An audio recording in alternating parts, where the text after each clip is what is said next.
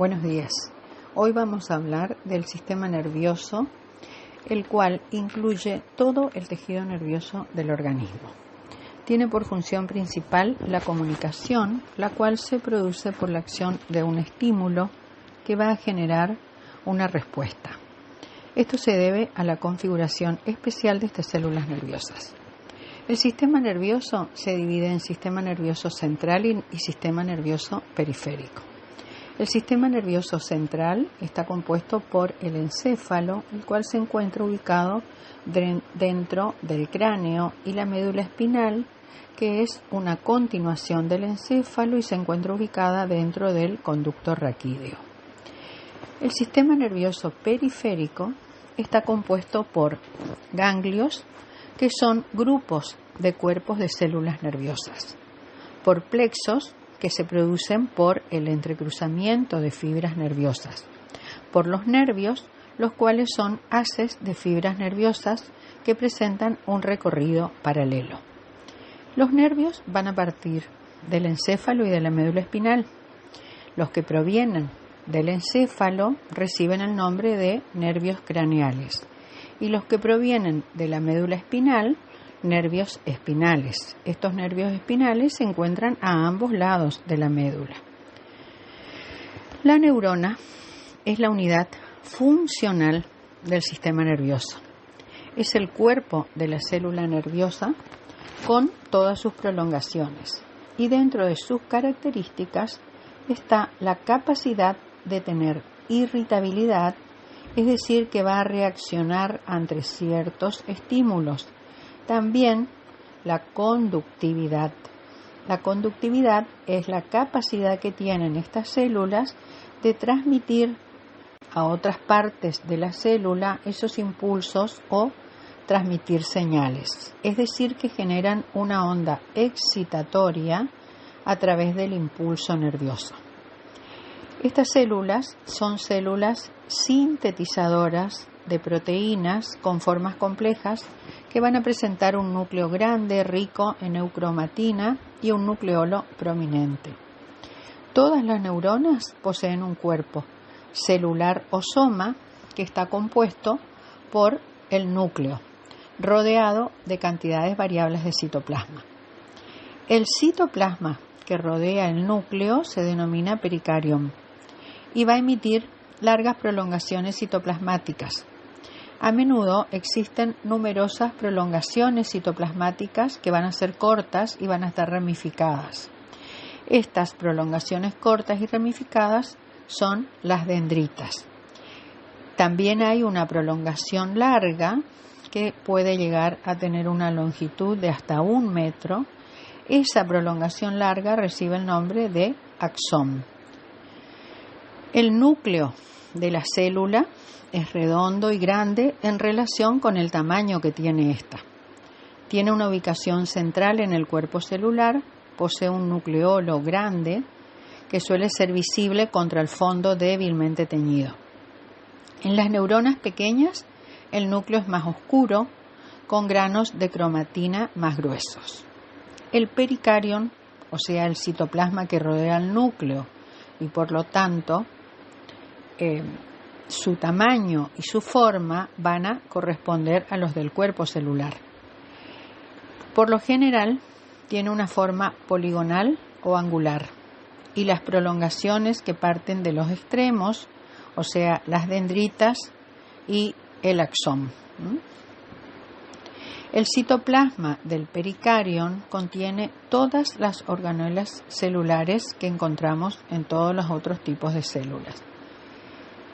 Y vamos a tener que en la primera porción de las dendritas y en el pericarium vamos a encontrar una sustancia que recibe el nombre de sustancia de Neisel o corpúsculos de Neisel, cuya función es la síntesis de proteína. Esta sustancia está ausente en el axón y en el cono de iniciación del axón. También vamos a observar el retículo endoplásmico liso, que al microscopio óptico no lo vemos, pero sí lo vemos a la microscopía electrónica, y vamos a observar que se ubica en el pericarium.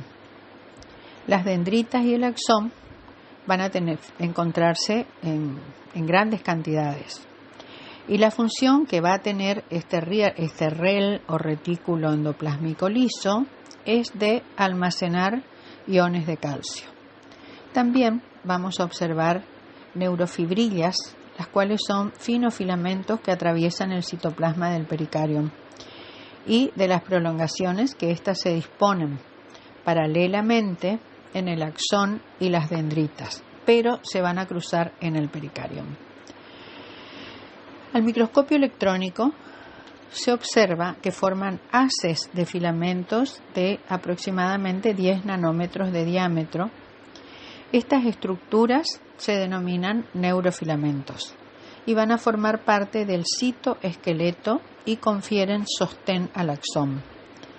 También observamos los microtúbulos, que en este caso toman el nombre de neurotúbulos, que se van a disponer en haces y le van a dar rigidez y estabilidad a la célula. El aparato de Golgi lo vamos a observar también y lo vamos a ver como un anillo filamentoso alrededor del núcleo.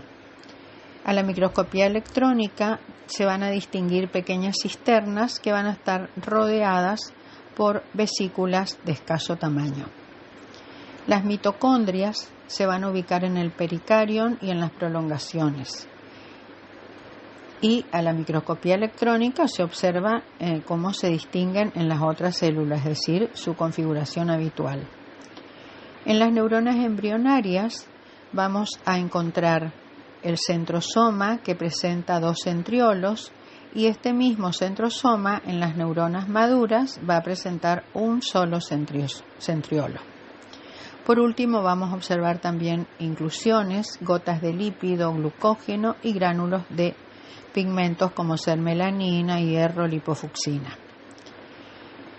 Las prolongaciones neuronales o dendritas son las prolongaciones cortas del pericarium y van a tener la posibilidad de ramificarse y forman arborizaciones. Van a presentar espinas o pequeñas saliencias que van a servir para facilitar la sinapsis y también para aumentar la superficie de la neurona y la posibilidad de recibir impulsos de otras neuronas. El axón nace de una pequeña elevación del cuerpo neuronal. Esa pequeña elevación recibe el nombre de cono axónico o de iniciación. De allí, este axón se va a extender manteniendo una estructura más delgada que las dendritas. En el segmento inicial y cerca de la porción terminal se va a dividir en ramificaciones que se denominan preterminales o telodendritas. Va a finalizar en una dilatación distal que recibe el nombre de botón sináptico o bulbo terminal. A lo largo de su recorrido puede ir emitiendo colaterales. Este axón tiene la característica de presentar una forma cilíndrica. Su citoplasma recibe el nombre de axoplasma y contiene mitocondrias, REL, microtúbulos y neurofilamentos. No encontramos aquí cuerpos de Nissil.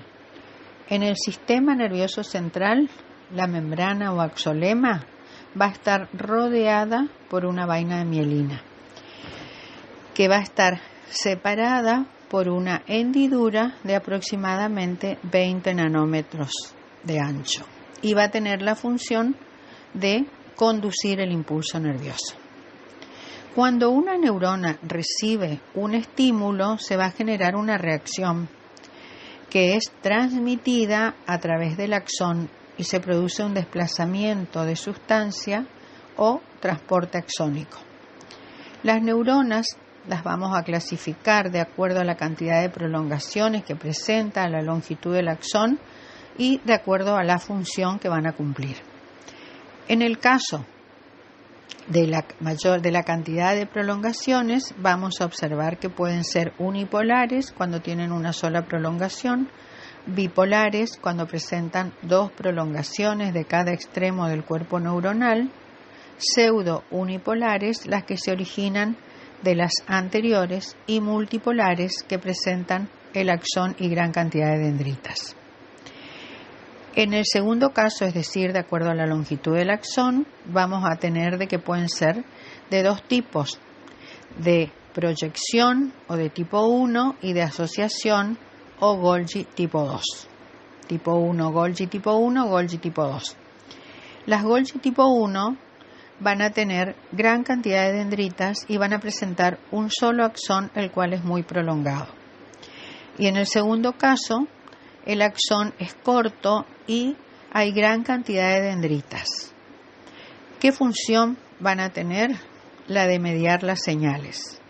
Y según la función que cumplen todas estas, pueden ser motoras, que son las multipolares y van a transmitir el impulso desde el sistema nervioso central hacia las células efectoras. Las sensitivas, que transmiten el impulso desde la célula receptora hacia el sistema nervioso central. Y las integradoras, que son las que captan el impulso de las sensitivas y las van a transferir a las motoras o a otras integradoras. La transmisión del impulso se va a realizar en una zona de contacto, la cual es mediada por un neurotransmisor, o sea, una sustancia química que se va a liberar por exocitosis, en la unión de la terminal nerviosa, como resultado del potencial de acción del axón.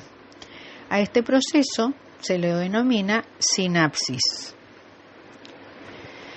Hay diversos tipos de sinapsis, de acuerdo a su localización, y son las axosomáticas, axodendríticas y axosónicas.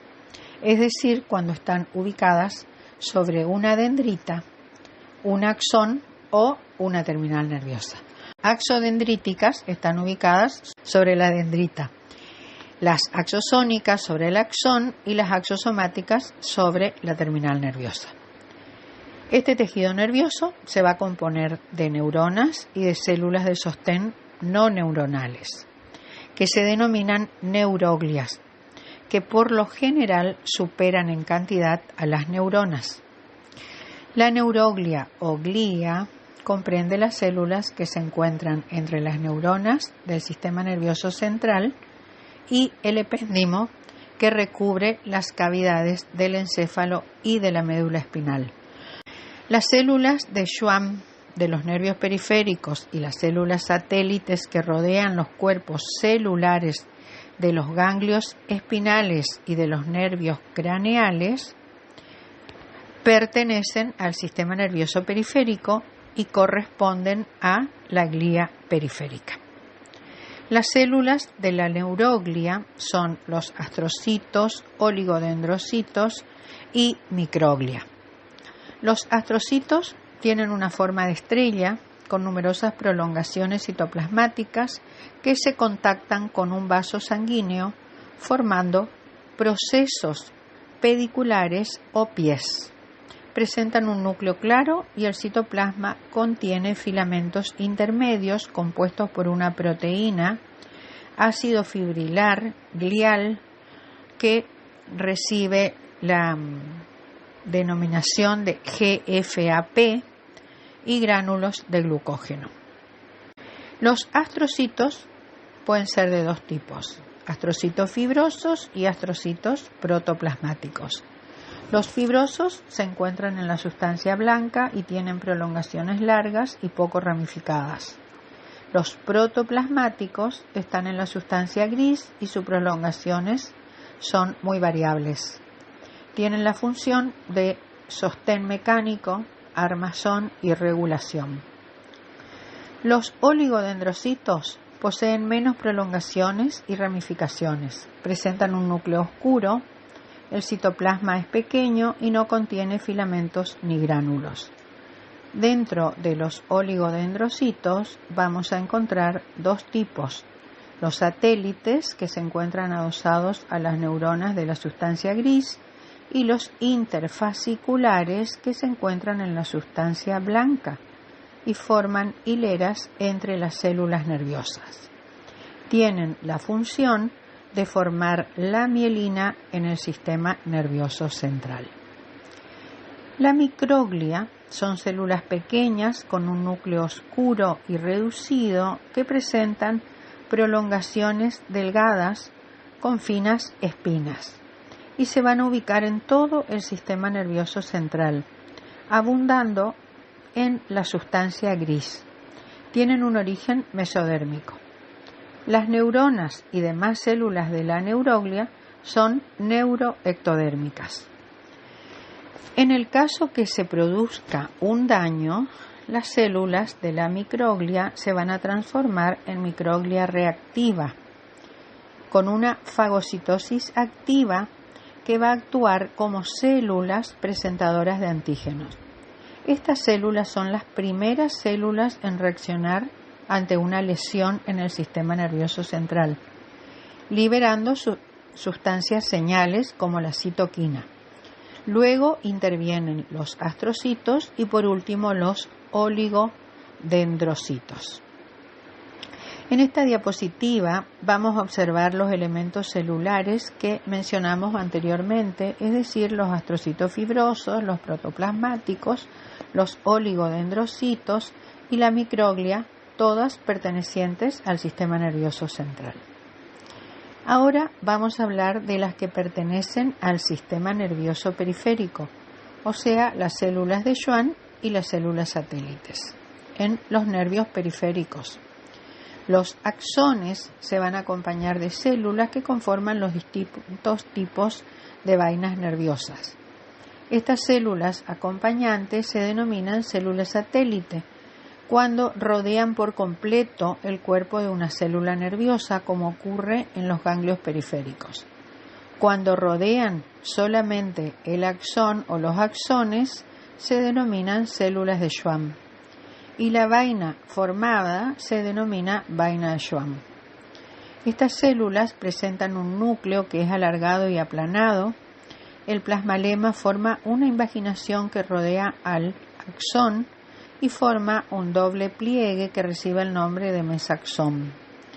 Los axones van a estar rodeados de estas células o de estas vainas y se denominan amielínicas, aquellos axones que están rodeados de esta vaina. Las mielínicas se van a originar cuando el mesaxón se prolonga, va a formar una membrana en espiral alrededor del axón. El plasmalema se va presionando y adopta la forma de laminillas.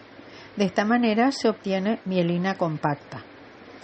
El citoplasma de la célula va a quedar limitado al núcleo y la zona de unión entre las dos células no posee mielina, es decir, que está desprovista de esta mielina y constituye el nudo de Rambier. Y la extensión entre dos nudos de Rambier se denomina segmento internodal. Por último, tenemos el epéndimo, que constituye el epitelio cúbico simple que recubre la superficie interna de los ventrículos cerebrales y el conducto central de la médula espinal. En la próxima diapositiva vamos a observar la médula espinal y la ubicación de la sustancia gris y la sustancia blanca. En la sustancia gris vamos a observar los cuerpos de células nerviosas y sus dendritas con las espinas y la sinapsis, fibras amielínicas con sus ramificaciones terminales, astrocitos protoplasmáticos, oligodendrocitos y células de la microglia. La sustancia blanca contiene fundamentalmente fibras mielínicas, oligodendrocitos, astrocitos fibrosos y microglia. En esta última diapositiva observamos un corte fresco de la médula espinal, donde vemos que se observa perfectamente el epéndimo, la sustancia gris y la sustancia blanca. Bueno, espero que hayan entendido y ahora deben estudiar y ayudarse con el libro y con el atlas de la cátedra y a realizar las actividades.